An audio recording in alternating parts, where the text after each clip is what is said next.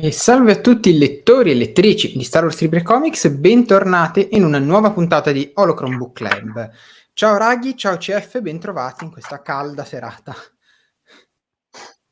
Buonasera a tutti e tutte. Buonasera a tutti, eccoci qui. Ce la sto facendo che ho qui il volume che mi sta uccidendo, sì.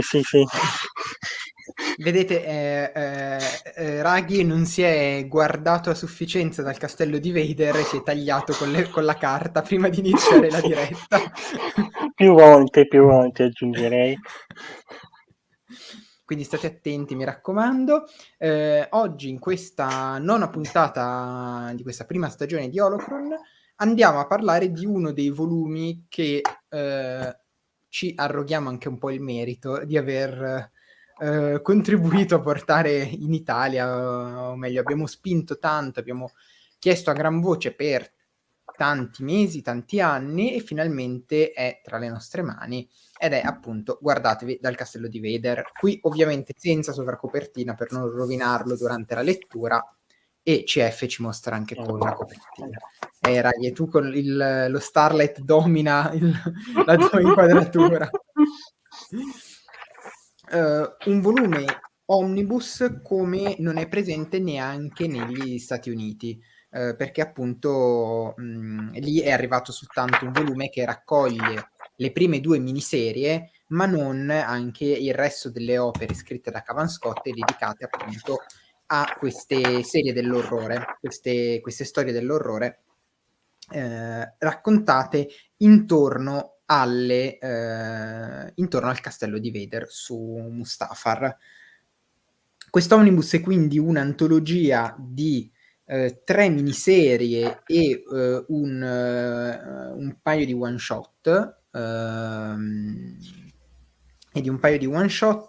raccolte appunto in un'unica, devo dire, bella edizione, abbastanza appunto unica nel suo genere. Tutte storie scritte da Cavan Scott che, come ci racconta nella prefazione, appunto è estremamente appassionato di storie dell'orrore e riversa questo suo amore per le storie dell'orrore appunto declinando tanti stilemi, tanti topoi in salsa star warsiana, appunto sfruttando la cornice del minaccioso castello di Vader. Intanto vi chiedo, intanto procederei a fare qualche saluto in chat e poi inizio a chiedervi un po' i vostri pareri, ragazzi. Allora, ci saluta Andrea e ci ricorda che il 5 luglio sapremo di più sul fatto di Burriaga. Lasciamo perdere la scelta di rivelare questa cosa sulla diretta sullo Star Wars Show invece di... Insomma, ecco, grazie CF. Poppy fortissimo. Lasciamoli lavorare, esattamente. Ciao anche Edoardo, ciao José, ciao Giovanni, ciao Fabio, ciao Pino, che ci chiede come si cucina il volume. Guarda, è un omnibus, devi farlo a fette e grigliarlo, secondo me. Con una motosega, Con la ovviamente. motosega, ovviamente. Esatto.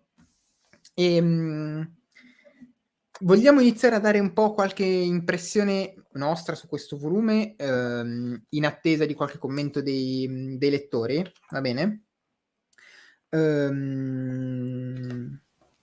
CF, ci sei per iniziare? So che insomma tu sei uno dei... Insomma, hai sostenuto tanto l'arrivo di questo volume, per cui so quanto sei appassionato di queste storie, del dio Cavan proprio. Sì, beh, qua adesso io 1 o 2 giorni vi faccio uscire la recensione, che comunque sarà una sorta di sunto massimo di quelle che sono i 3 volumi, i 3 archi narrativi che compongono la raccolta, assieme oltre appunto ai 2 one shot, quello del Free Comic Book Day 2019 e appunto Shadow of Vader Castle. 1 o 2 giorni esce la recensione che appunto riassume, potete comunque consultare ancora le recensioni singole dell'edizione inglese, e semplicemente questo è forse il mio fumetto preferito degli ultimi anni, cioè senza distinzione. Il primo è stato veramente un fulmine, Sì. mi aveva già colpito le premesse, però quando ho visto effettivamente la realizzazione ho detto, cavolo, questa è una delle cose per cui accantonerei 3/4 delle serie Marvel, facciamo anche 4/5, e vorrei leggere solo l'edizione italiana. Abbiamo aspettato un po', però direi che al netto di pochissime ombre, l'edizione non plus ultra, perché come hai detto tu, non ha un corrispettivo in lingua inglese. In lingua inglese sono uscite i 3 volumi singoli, le 3 raccolte brossolatine, ho tutto spillato, e l'unico omnibus prevede solo le 2 parti, quindi appunto Return e Tales, ma non appunto l'ultima, e quindi io penso che arriverà anche in America con il nuovo editore, la Dark Horse, che ricordiamo ha dato i diritti della serie Avventure. Mhm. Però sono stati i primi. È una bella edizione. Secondo me questa è uno dei fumetti del corso canonico che uno deve assolutamente leggere, perché comunque Sì. mescola inventiva, freschezza, anche un po' di ironia, perché comunque Cavan è il migliore scrittore del corso canonico per quanto mi riguarda, quindi nessuno riesce a cogliere come lui l'essenza di quelli che sono anche le storie classiche dell'orrore, perché abbiamo letteralmente tutto, abbiamo Frankenstein, abbiamo il pianeta maledetto, abbiamo I Dracula. vampiri, Dracula, Esatto, esatto. proprio i cliché, ma non con l'accezione negativa che solitamente si dà al termine, sfruttati al 100% e conditi in salsa Star Wars, pieno di easter egg legati sia al canone che all'universo espanso. Quindi per quanto riguarda solo sensazioni e storia, questo è un 9, 9,5 per me, proprio un voto che comunque ho dato solo poche volte, effettivamente, solo ad eredità e il lato oscuro della forza, mi pare. Mhm. Sì, poi Cavan secondo me dimostra molto bene come sia possibile giocare con differenti generi rimanendo all'interno di Star Wars senza fare quello che ad esempio, giusto per citare un'altra uscita recente, fa Ronin, Ronin. esatto, in cui invece è un genere che si prende la skin di Star Wars. Qui abbiamo un genere declinato dentro Star Wars, perché comunque leggendolo non hai la sensazione di essere in un universo In un film d'orrore degli diverso. anni 50. Sei dentro Esatto. Star Wars. Sei dentro Star Wars. Poi con tutte anche, appunto, con tutta la sua dose anche di autoironia, a volte di cliché, insomma, quante volte in Star Wars abbiamo visto la scena del tipo che si avvicina con la mano alla pistola nella fondina in stile western, cioè è un cliché, lo sappiamo, però a volte, e Star Wars ha dei momenti cliché, è giusto inserirli, però circondati da un contesto che deve essere quello della galassia lontana lontana, e questo Cavan lo fa molto bene, anche perché, e questo è secondo me la chiave di volta del successo di Cavan, è un conoscitore del materiale, non voglio dire originale, perché non è solo il materiale, non sono solo i film della trilogia classica, è tutto. Cavan è proprio questo conoscitore che riesce a mettere dentro easter egg, elementi vari che poi fanno risultare tutto familiare. Banalmente nella storia degli Ewok, il fatto che compaia il mostro da Caravan of Courage, Il Gorax. esatto, che compare anche nei concept art di McQuarrie, non è una cosa, cioè quando tu vedi quel mostro capisci, anche se non sai niente di Caravan of Courage o dei concept di McQuarrie, che è qualcosa che nella galassia funziona, Ha e un questo lo fetish per gli Ewok, quindi figurati. In e, Cavan, sì. e poi secondo me l'altro aspetto positivissimo sono i disegni della cornice narrativa, soprattutto quando compare Vader, perché dopo aver visto Vader ultra fotorealistico, con 1000 ombre, 1000 riflessi, 1000 dettagli, averlo visto, adesso lo vediamo appunto, Raghi ne parlerà, averlo visto in bianco e nero, averlo visto davvero in tutte le salse, avere queste paginate completamente nere dove risaltano soltanto gli occhi, le luci e la spada di Vader è un tocco di pura pop art, secondo me. Sono tra le tavole più belle che siano mai state realizzate con Vader, secondo me, nella loro essenzialità, perché è la dimostrazione che riesci a fare un bel fumetto anche con un po' meno fotorealismo. Parlo di La Rocca e del suo grande ritorno nei fumetti di Star Wars che vedremo a breve. Adesso cerco anche la tavola, le tavole a cui mi riferivo. Mentre esatto. No, mentre lascio la parola a te, Raghi. Sì, purtroppo non mi rimane molto da dire, diciamo, perché penso ne abbiate parlato più che abbondantemente, giustamente.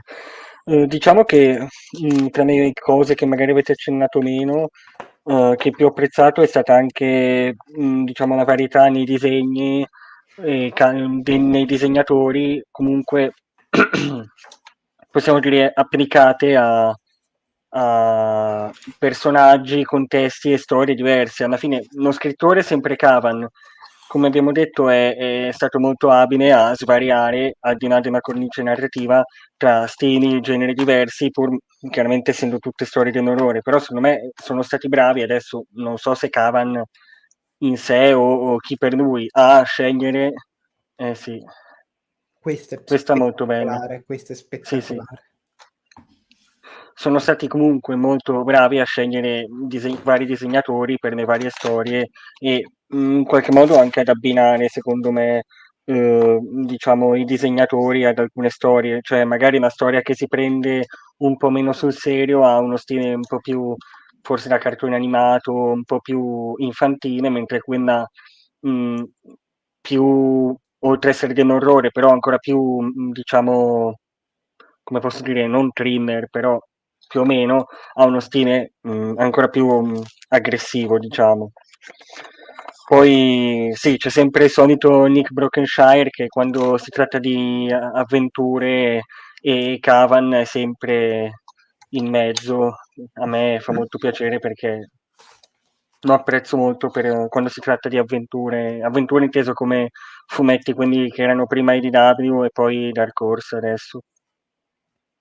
E poi posso dire che il formato omnibus gli rende giustizia, perché se Sì, penso sì, alle sì, sì. edizioni Aspetta, che degli ce l'ho qua. Vai, edizioni vai. italiane degli Adventures, ma anche quelle americane che sono proprio Questo piccolini. qui è un omnibus americano Ah-ah, che è minuscolo sì. e ha solo le Piccoli prime qui, due. sì. Ha solo le prime due e non ha neanche il one shot, appunto. Io però non Inve sono d'accordo fino in fondo su sta cosa, Mh-mh. perché lo trovo sull'eccessivo. Per questo ha un formato, non so se è proprio quello degli omnibus, avrei preferito il formato standard del cartonato dell'Epic, perché questo è forse un po' troppo oversize. Sì. Questo sfonda i 27, mi pare, 27,6, avevo visto ieri il Mh-mh. numero.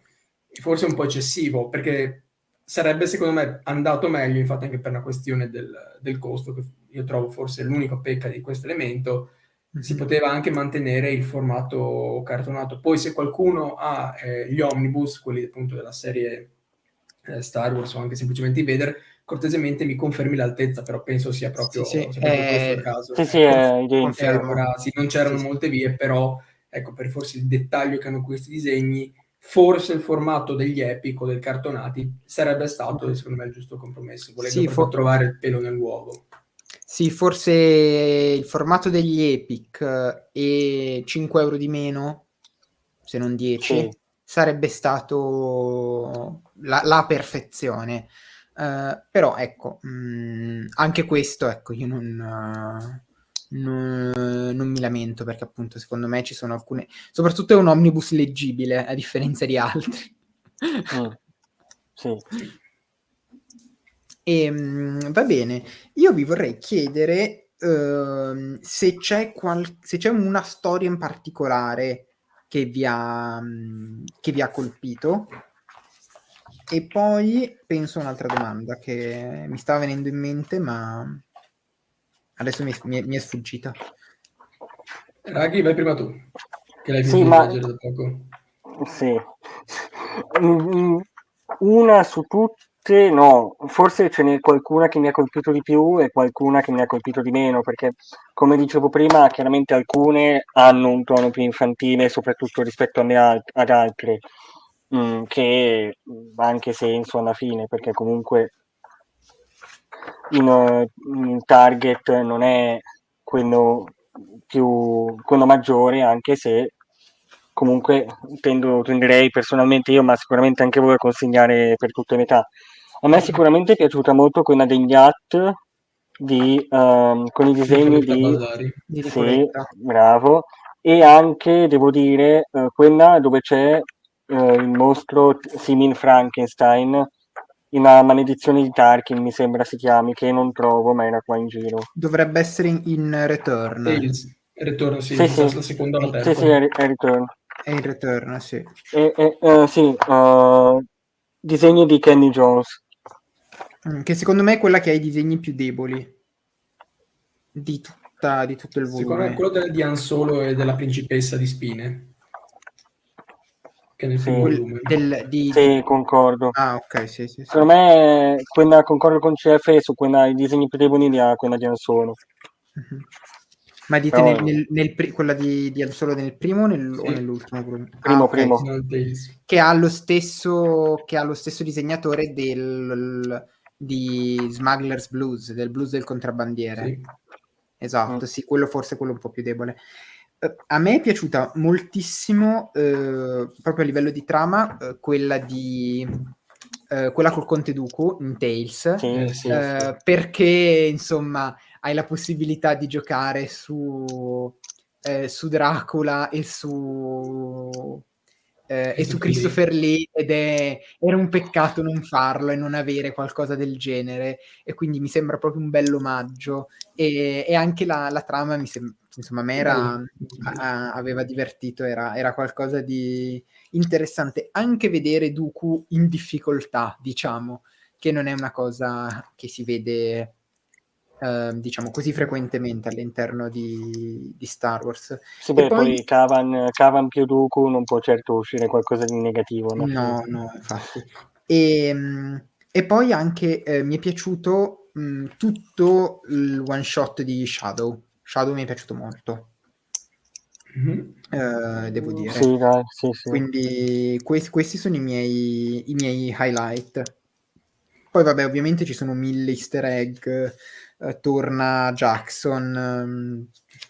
Quello che sembra essere Rur nel primo episodio che infetta i droidi. Nel primo io stavo proprio pensando a Rur, ovviamente il Rur quello di Alan Moore, non quello canonico, che vabbè poi più o meno sono abbastanza vicini, anche perché sicuramente Cavan ha letto quel Rur lì di Alan Moore, per cui sì. Io ho tanti piccoli episodi che mi hanno fatto impazzire, vabbè, la battaglia tra i kaiju, che anche c'è inserito quella cosa lì, Jackson gigante contro Chewbacca gigante, secondo me è una roba follia pura. Anche quello dello spettro di Anakin, che ci sono le varie fasi, c'è lui bambino sulla nave, poi alla fine c'è, ora che la festa inizia, che c'è quella tavola bellissima con Darth Vader, appunto ancora a veste di episodio 3, che sfodera la spada. Poi cosa abbiamo? Mi ha colpito molto anche la storia del mostro della palude, perché ci sono 2 vignette che secondo me sono un po' più che per bambini, quelle in cui Luke è inseguito dagli scheletri affondati nella palude, oppure che vede tipo se stesso appeso, morto tra le liane, e quello insomma ha detto, cavolo, per un fumetto per bambini effettivamente c'è un po' di carne al fuoco. Poi ho apprezzato da morire la storia col Conte Dooku, ovviamente, però forse la preferita o quella degli zombie di lava, quella appunto in cui c'è un ulteriore assalto dei Mustafariani nella roccaforte di sì. Vader che Sì, sì, tipo bello. infettano il Signore Oscuro. Oppure c'era anche quella degli Ewok, la prima, che ha i colori secondo me che sono bellissimi e c'ha questa foresta che è fatta con lo sfondo rosso che a me fa impazzire, fa proprio film dell'orrore, quindi forse la mia storia preferita è proprio questa dedicata agli Ewok, nel quale appunto compare anche il Gorax, cioè la tribù, la specie antagonista degli Ewoks, quindi affonda a piene mani nella lore di quella che erano appunto i 2 film direct to video fatti negli anni 80 assieme anche alla serie Ewoks e ai prodotti cartacei all'epoca correlati. Però diciamo che tutto funziona bene, cioè il fatto che siano micro storie dell'orrore raccontate per farsi forza o per addirittura spaventare gli altri, come ad esempio quando Rud, il ribelle prigioniero di Vanel, il servitore che vediamo in Rogue One, funziona e ha funzionato per 3 volte. Sì. Forse il secondo è un pelo un po' più debole, perché appunto anche la storia principale, però guai a lamentarsi, ragazzi. Beh, soprattutto il primo è stato, come dicevi tu, CF, è quel tipico esempio di ventata d'aria fresca, di fulmine a ciel sereno, che prende e scuote quello che tu pensavi di volere o sapevi e dà un po' uno scossone, almeno per me era stato così. Riccardo dice che non ci può seguire in diretta, ma ci tiene a farti i complimenti CF per aver insistito con i tuoi volumi messi negli sfondi. E di avervi salvato anche da Ronin, senza modestia alcuna. Forse il tuo più grande successo. Poi io direi sì. Bello sì. Castello di Vader, però forse Ronin, diciamo, è... lo scampato pericolo è meglio di una consolazione, ecco, di una cosa felice. Sì. Mamma mia. Avrebbero perso i diritti, secondo me, tipo, avrebbero venduto 3 copie. Una vita salvata è meglio di un neonato, praticamente. Mamma mia, Ronin. Abbiamo avuto Visions lì per, come dire, per compensare. Sì. Cos'altro vi volevo chiedere? Sì, vi volevo chiedere,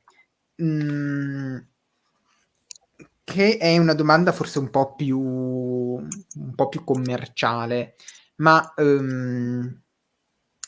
a chi consigliereste questo volume? Perché, nel senso, io immagino che magari qualcuno vedrà l'omnibus incellofanato in fumetteria o in libreria con Darth Vader, il castello e tutto quanto, lo vede, lo prende, magari anche un po' sulla fiducia, insomma, vede la copertina, vede il retro,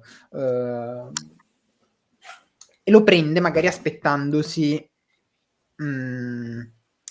qualcosa più in linea con le storie di Vader a cui siamo abituati. Pensate che queste persone si possano sorprendere della lettura, e voi a chi consigliereste questo volume, che forse non è magari nel senso, io penso sia un volume per tutti, perché per tutti i motivi che ci siamo detti prima, però insomma, secondo voi può funzionare meglio con dei fan più casual o con dei fan invece più hardcore dei fumetti? Come lo vedete? Provo io? Vai. Allora, io risponderei citando Indiana Jones e l'ultima crociata. Tu hai scelto molto saggiamente a chi lo dovesse prendere così nell'eventualità che hai detto tu, Giorgio. Però non lo consiglierei a chi si approccia la prima volta. Perché, vabbè, a parte chi si approccia la prima volta, è molto difficile che investa in un omnibus, è molto difficile. Di solito si capita con una raccolta, con un cartonato o con quei volumi tipo Io sono Darth Vader o appunto con le speciali. Chi si avvicina la prima volta è così, non si spendono 50 euro così sull'unghia. Anche perché secondo me è un po' troppo per chi ha iniziato, perché si vede magari cose che non conosce tanto bene, tipo il Conte Dooku, vabbè, ha visto episodio 2, non ha visto The Clone Wars, vede gli Ewok, vede Mustafar, magari non ha visto i film.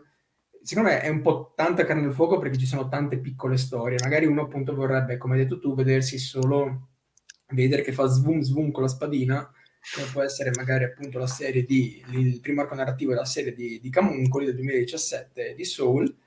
Quindi lo consiglierei davvero a tutti coloro i quali Hanno abbiano già masticato un po'. almeno un fumetto di Star Wars. Sì. Non il primo, ma il secondo sì. Il secondo sì. E per il resto davvero non fatevi... C'è una dicitura che secondo me non è molto riuscita nella quarta di copertina, in cui dicono proprio che è per bambini o per giovani. Stuzzicherà sicuramente l'appetito di ogni giovane appassionato di horror che Ecco. ama anche Star Wars. Ecco, infatti quella citazione avevano 3 recensioni non prese di queste di comic book, ma vabbè, non importa. Fine della... E quindi sì, esatto, non è solo per giovani, questo è davvero per tutti. E soprattutto se Sì. siete stanchi, Marvel, guarda te, ormai è una crociata contro la Marvel la mia. Stanchi delle solite storie che si incastrano a nastro dentro episodio 3, episodio 4, episodio 5, inserite proprio a Gli forza. eventi. Crossover, tutto. Staccate il cervello, leggetevi una storia a sera, anche proprio se volete.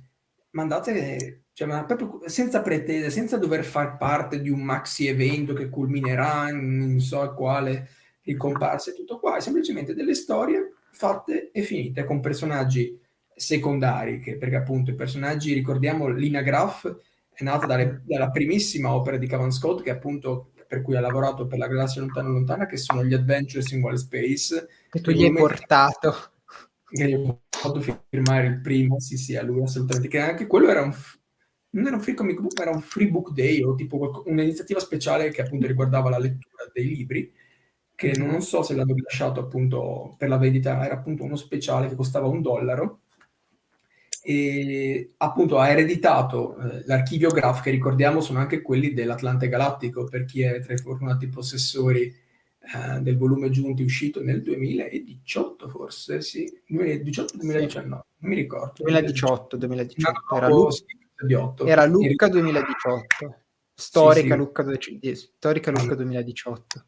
Bellissima. E quindi sì, lo consiglio davvero a tutti e anche a quelli un po' più navigati che magari hanno anche un po' più di disponibilità economica, perché parliamo comunque sempre di 50 €, quindi non è proprio per tutti, ecco, serve un minimo di investimento economico, però è un volume che effettivamente non vi lascerà minimamente insoddisfatti.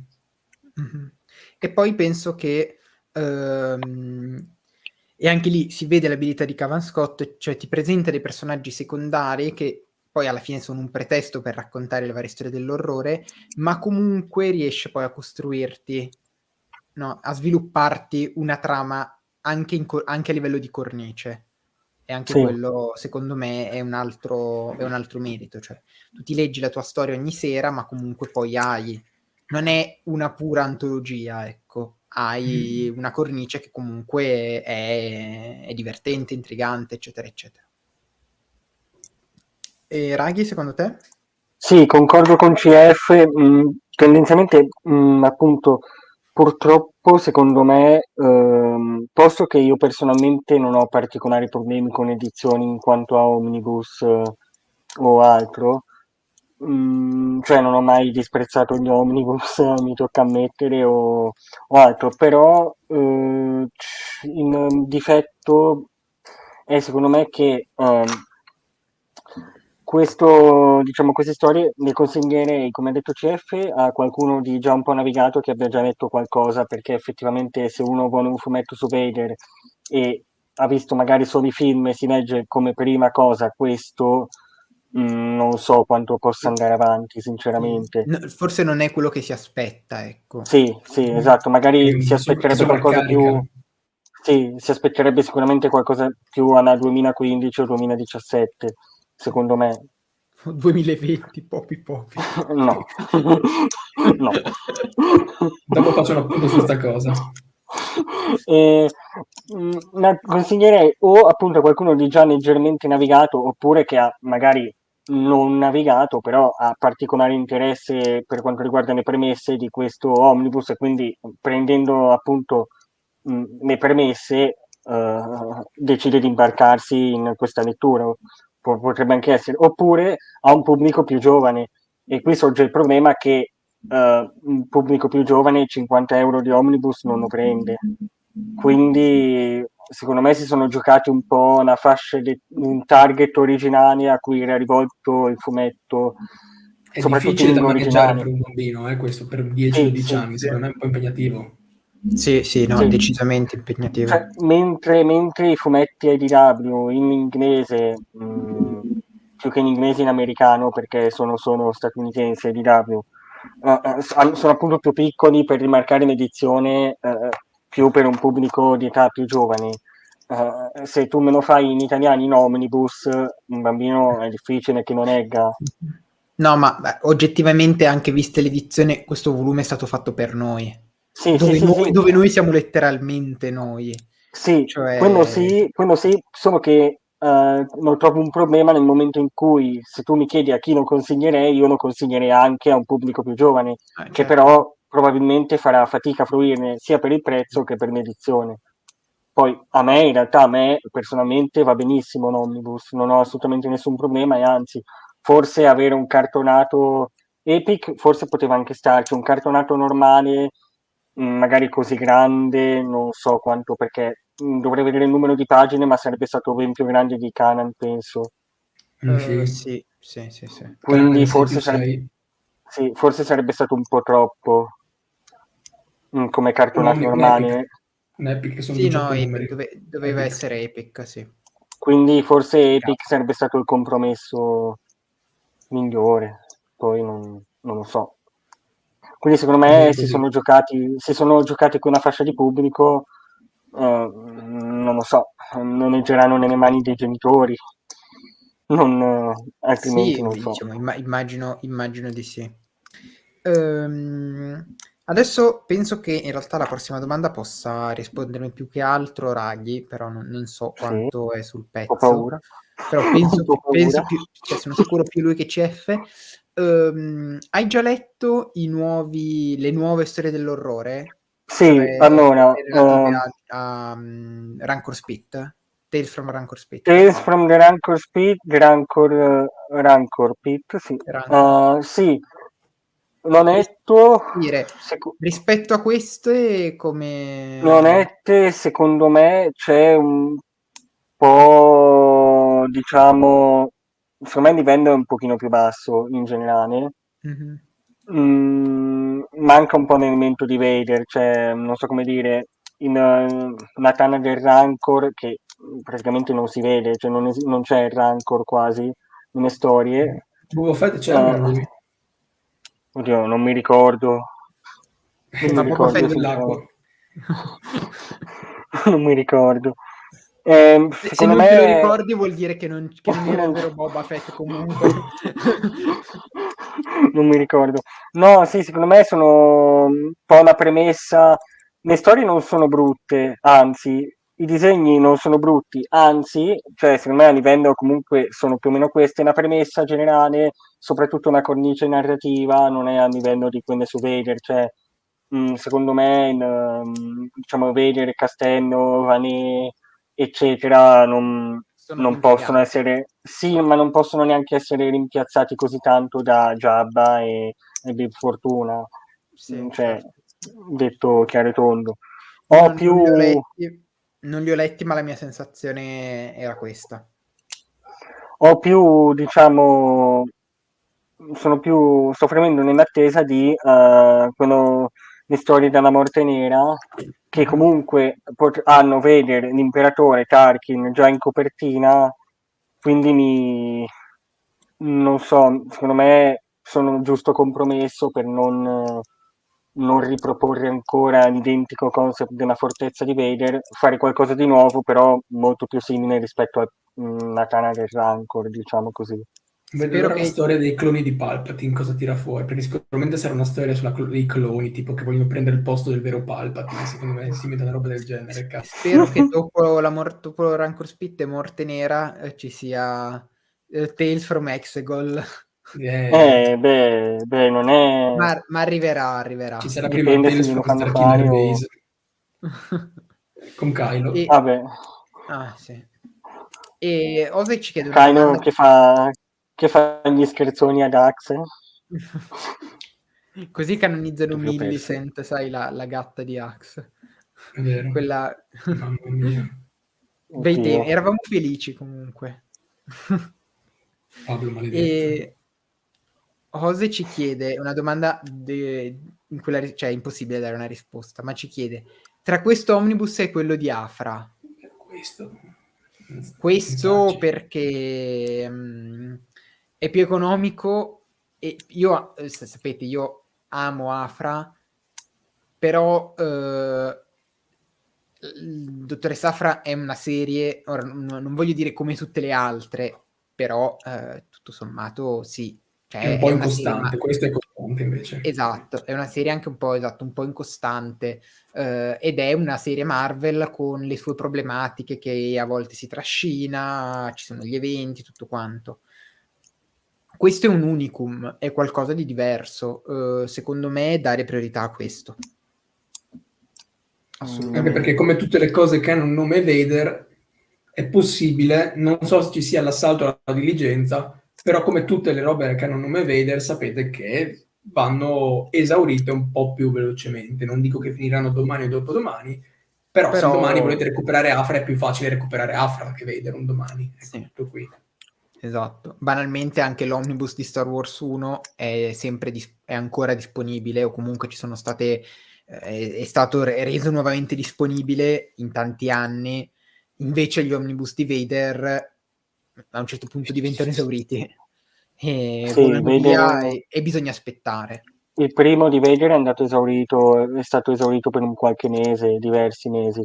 Il secondo è esaurito e vedremo. Verrà sicuramente Sì. rimesso a Non è durato disposizione, ma chissà tra niente quello del quanto. Vader 2017, era talmente atteso che... Uno o 2 mesi, Sì, esatto. perché erano Prima di introvabili Natale l'ho finito. sia gli spinnati che i brossurati, quindi per Non forza c'era di altro cose. modo per averla, sì.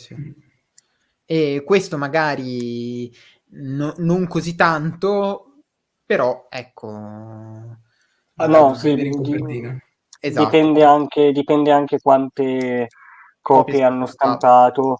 Poi Certo. soprattutto, magari come hai detto anche tu, il fatto che venga venduto in celofanato potrebbe, tra virgolette, ingannare Trarre in qualcuno. inganno, sì. Potrebbe trarre in inganno. Magari qualcuno di non così tanto informato lo compra a scatola chiusa, Mm-hmm.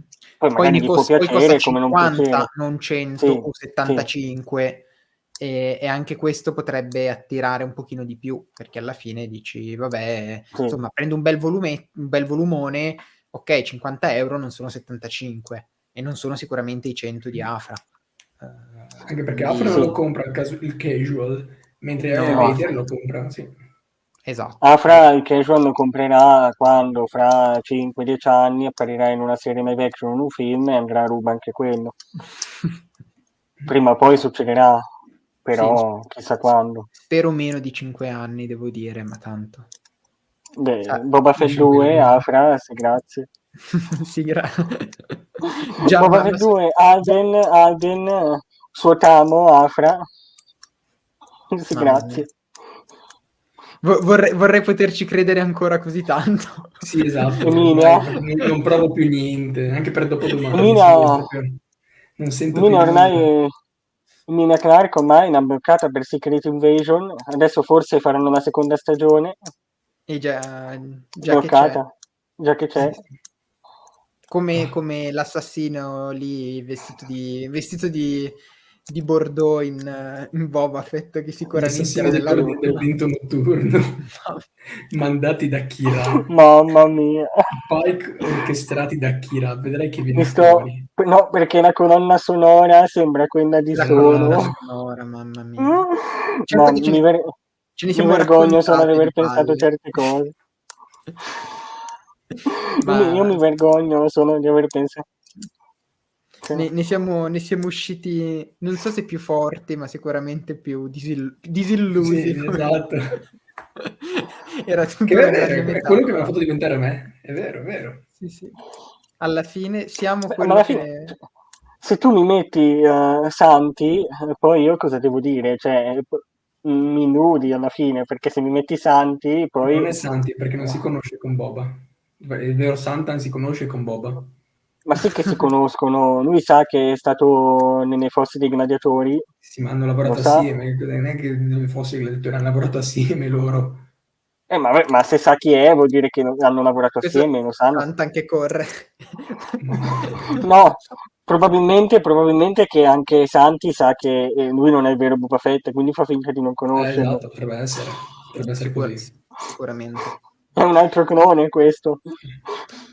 Va bene, va bene, va bene. Oddio, cosa mi sono ricordato? Vabbè, no, mi sono ricordato di una roba allucinante. Non so se potevi dire nella guerra dei cacciatori di Tagna, Afra che riconosce Boba Fett che ha la voce dei cloni. Sì, sì. È Però vero. Boba Fett è bardato e quindi non sa che è Boba Fett, ma sa che è un clone. Mamma. Bene, io direi che per commentare questo volume siamo giunti alla fine. Sì, ecco, forse volevo Ecco. aggiungere anche un'ultima cosa Sì, che non certo. c'entra tanto con questo volume, però secondo me andava fatto notare anche, tra virgolette, che in uno speciale Lego su Disney Plus è tratto praticamente da questo volume Sì. a livello di Ok. idea. Non so se voi l'abbiate visto. Sì, sì, No, sì. però effettivamente, ora che lo dici, Lo Io... speciale mi ricordo. Lego, E Cavan viene anche ringraziato nei titoli di sì, coda. vengono Proprio. ringraziati Kavan e Saul E Soul. perché Soul Saul perché... per i Cavalieri di Ren, Esatto, perché perché c'è proprio compare Ren. Ren anche proprio senza maschera, con l'aspetto del fumetto, in sostanza. Sì, anche con la maschera, è sempre lui. Sì. E Cavan, ovviamente, per l'idea, per le atmosfere, insomma, quello speciale lì è un buon esempio, insomma, in cui questo volume ha avuto una forte, forte influenza, sì. E forse Sì, volevi dire qualcosa anche su Darth Vader, Black, White and Red. sì, no, che cioè, basta, cioè se dobbiamo fare storie su Vader, fatene fare a Cavan, fatene fare come queste, non cose in bianco e nero che non si capiscono. Mm, boh, cioè, perché ho letto i primi 2 o 3 numeri, non lo so neanche io perché sono tutti uguali. Basta, basta. Basta. Più Sì, Cavan, meno resto. sì. E comunque Cavan davvero mi deve spiegare come fa comunque a non sbagliare un colpo. Cioè, con tutto quello Ma con tutto quello che l'ultimo scrive. sull'ultimo libro dell'Alta Repubblica cosa ci dici, Giorgio? Perché lì ho visto un po' di critiche, Basta. questo va detto. Io ho iniziato a leggerlo, sono al 25% e mi sta piacendo molto. Bene. Forse salta un po' troppo da un capitolo all'altro, cioè ci sono dentro ci sono tanti punti di vista e forse non è bilanciatissimo sotto Mm. come dire, a livello di punti di vista dei personaggi. Però a me sta piacendo molto. Non capisco bene come questa fase si sviluppi a livello temporale, cioè adesso sta ripercorrendo molte cose già viste nella battaglia di Jedha e nei fumetti ambientati insomma, questa frase sembra molto più corta di quello che... cioè già è stata Sì. corta, ma proprio a livello di eventi è tutto compresso. Sì, ma penso sia confermato che sia tutto in un anno, in un unico Sì, anno, sì, sì, almeno quello. ma proprio appunto vedi tanti eventi simili dagli stessi cioè da punti di vista Sì, sì, diversi, sì, sì. però questa ancora la devo capire un attimo. Però per ora mi sta piacendo Bene, comunque, dai. sicuramente è meglio, per ora è il migliore. Strano a dirsi. Sì, infatti. Esattamente. Va bene ragazzi, allora io vi saluto, vi ricordo che la prossima puntata di Archivio Jedi sarà lunedì 10 luglio. Ci sono. Poi, e ne parliamo domani in riunione, ragazze, dobbiamo decidere se fare un'ultima puntata di Holocron il 24, se la fate voi o no, perché io sarò disperso sul Mekong con i con le strisce nere, la mimetica. Charlie non fa Esatto. surf. quindi insomma vedremo come organizzarci. Comunque, Raghi, CF, grazie mille di avermi accompagnato questa sera, grazie mille Grazie a dei voi. vostri commenti e grazie ovviamente a tutti coloro che hanno commentato in chat, con tutti quelli che ci hanno seguito. Come sempre poi la diretta rimane tranquillamente recuperabile qui sul nostro canale e io non posso che augurarvi delle buone letture. Adesso infatti vado a ricominciare a riprendere in mano Path e ovviamente che il lato cartaceo della forza sia con voi. Ciao a tutti. Buona serata, grazie. Ciao.